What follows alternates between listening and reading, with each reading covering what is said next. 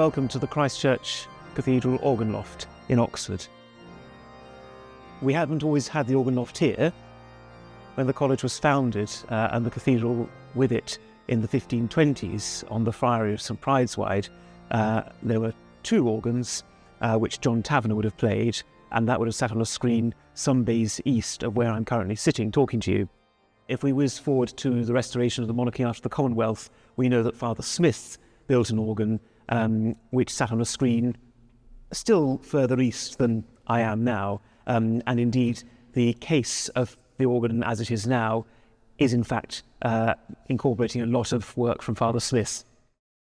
If we then sort of look into the 19th century, Gray and Davison and Father Willis and also Harrison and Harrison variously caretake the organ, and they sort of add their own little bit to it and make it a little bit bigger, a few pedal stops here, a solo manual here, a tuba there.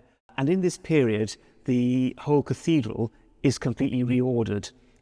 So the screen on which the organ sat was dismantled, and the organ sat on the floor of the south transept, give or take between 1840 and 1870. When the restoration was completed, the organ screen was re-erected where it is now and has stayed here ever since. In about, I suppose, 1950s, 1960s in Britain, we have this great influx of continental organ thought. Has its roots in the Orgelbewegung movement in Germany in the 1920s. And when you look at sort of iconic instruments like the Festival Hall from 1954, they infused British organ culture with a real desire to find something that sort of got back to basics in a sense, and certainly back to some sort of earlier, often Proto-Germanic ideas about what an organ should be. And this then sort of takes root in Oxford with the Frobenius organ at the Queen's College in the early 60s. And so by the time we get to about the 1970s, mid-70s, there's a desire for a new organ at Christchurch, sort of to be in keeping with the style, but also because the old organ was mechanically unreliable and something had to be done. We end up with this rather glorious instrument by Rieger of Austria. So in sort of no particular order, we have here the swell with some very, very beautiful stops. The swell lives right above the player's head and is enclosed, and it's very prominent at the console. So here's the 8-foot flute. And similarly, the 4-foot flute is very, very telling, particularly with the tremulant, which I always rather like.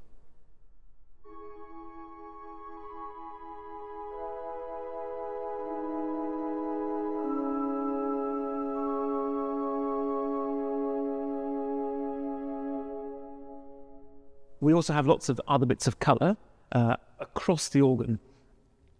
It's certainly very clear, I feel, that this is an organ that has clear defined choruses on each manual.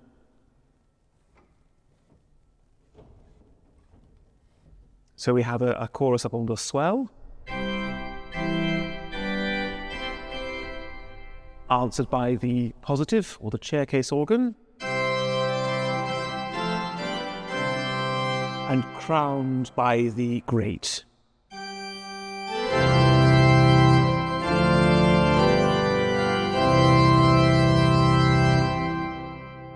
In terms of some of the other colours we have, a certain amount of this organ owes its legacy and its colour to some of the French classical tradition. So we have some very, very beautiful cornets dotted around. We have one on the swell, and similarly there's more scope for more colour of a similar sort on the positive and also on the great.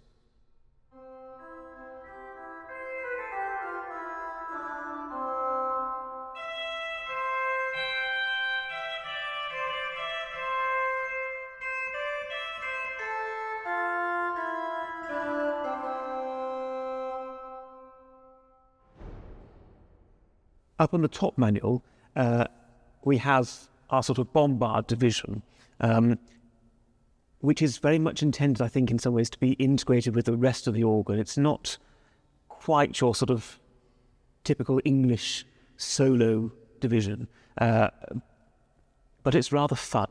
So in isolation, it can sound a little bit present in the building.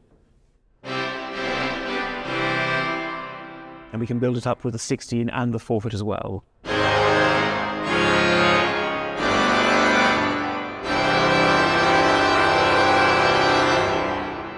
It's quite a good thunderous noise. I rather enjoy it. Then the pedal itself, thinking of the reeds and things, the pedal reeds speak into the area behind the organ with great presence.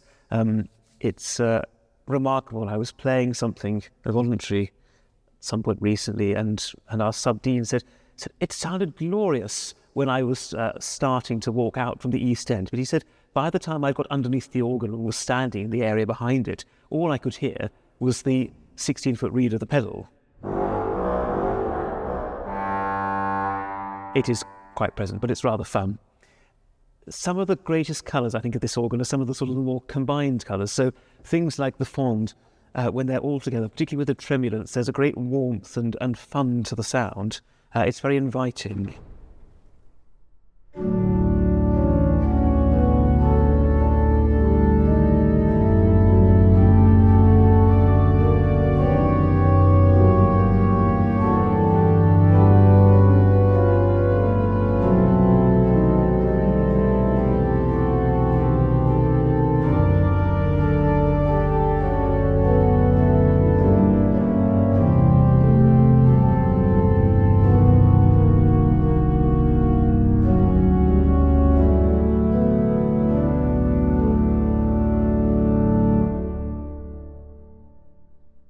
We were talking before about some of the more French classical inspirations, and I think this is a lovely couplet from the Mass for the Parishes, and it just gives you a couple of glimpses of some of the other colours that are on offer.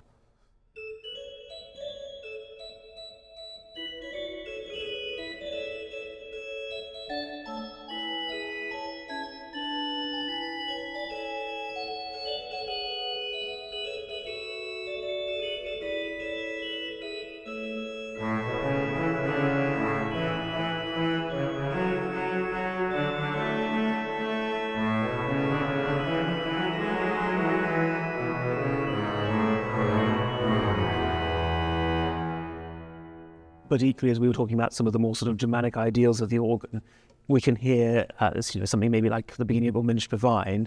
We can hear a very, very sort of doleful sound just sort of singing out through the organ.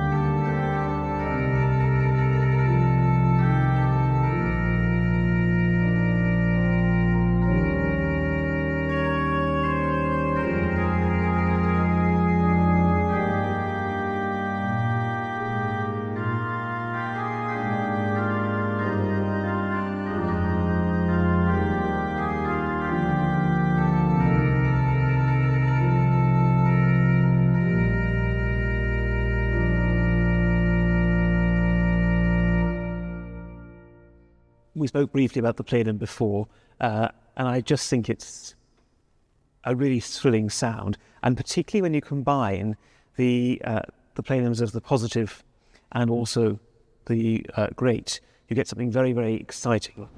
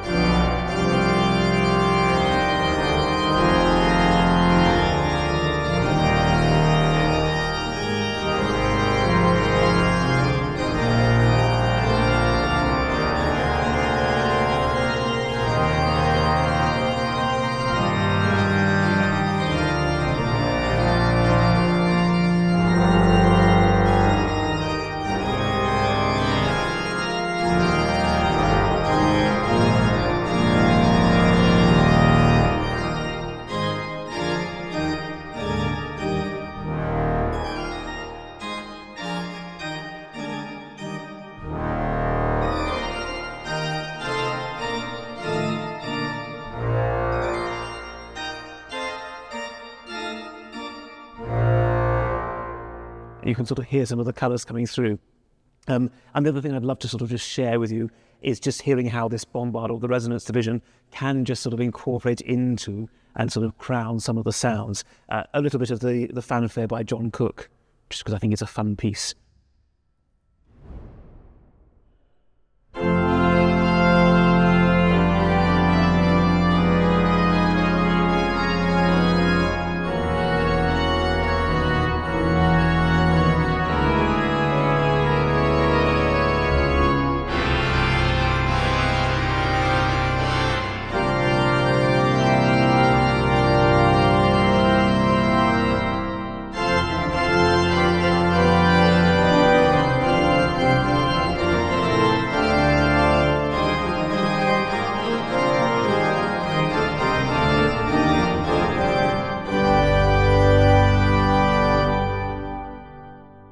And that is at least a few colours, and when you tune into the recital you'll hear several more, including the very, very beautiful cor anglais on the swell. However, you have to tune in to hear that one.